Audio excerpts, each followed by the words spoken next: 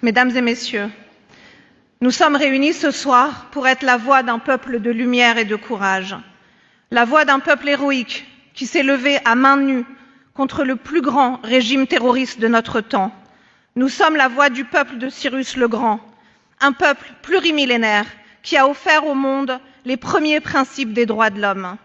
Un peuple qui a traversé les siècles, résisté aux invasions, des Mongols aux Arabes en passant par Alexandre le Grand, qui a su préserver sa langue, sa magnifique langue, le persan, ainsi qu'une culture profondément enracinée dans l'héritage du zoroastrisme. Aujourd'hui, ce peuple appelle à l'aide. Ses yeux sont tournés vers nous. Il espère enfin un réveil de la communauté internationale. Mon peuple, le peuple iranien, a besoin de nous. En l'espace de 2 nuits, des dizaines de milliers d'Iraniens ont été massacrés dans les rues d'Iran. Des exécutions sommaires, des disparitions forcées, des blessés achevés dans les hôpitaux d'une balle dans la tête, des femmes violées dont les utérus ont été retirés et dont les corps ont disparu, des prisonniers torturés et pendus dans l'ombre de leur geôle. Un déchaînement de barbarie destiné à briser une révolution. Et pourtant, malgré l'horreur, chaque message que je reçois d'Iran, et j'en reçois des centaines tous les jours, me disent la même chose. Nos yeux sont tournés vers vous. Nous sommes prêts à retourner dans la rue et finir ce combat. Mais nous avons besoin que vous rappeliez leurs promesses aux Américains et aux Israéliens et que vous disiez à l'Europe qu'aucune politique de désescalade n'est possible avec des tyrans islamistes.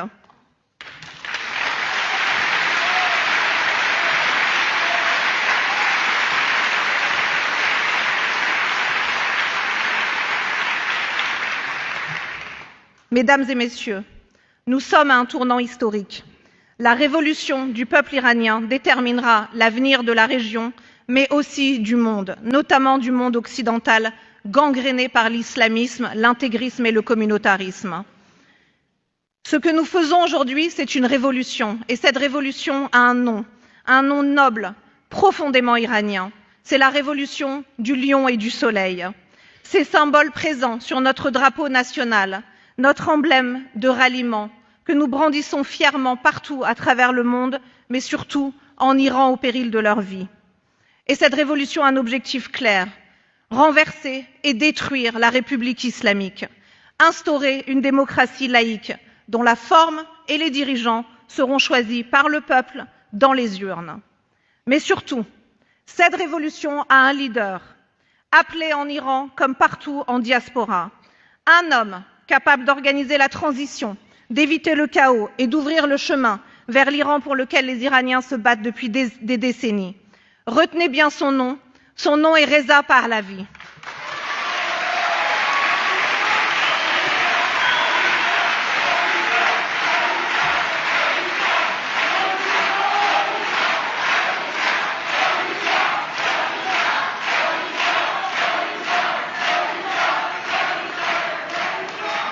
Je tiens à remercier messieurs les premiers ministres présents à nos côtés aujourd'hui, mesdames et messieurs les députés et sénateurs, monsieur l'ambassadeur.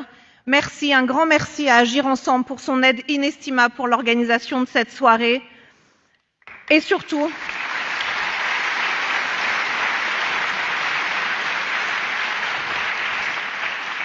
merci aux personnes qui sont assises là-bas et qui sont les familles de victimes et les jeunes mutilés dans les rues en Iran.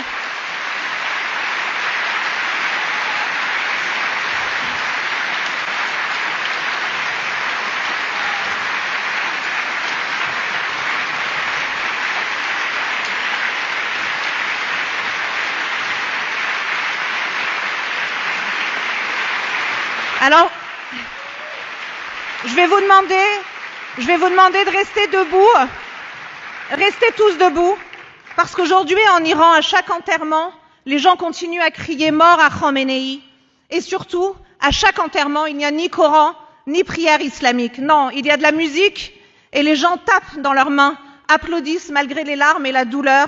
C'est notre signe de résistance à nous contre l'occupation islamique depuis 47 ans dans notre pays.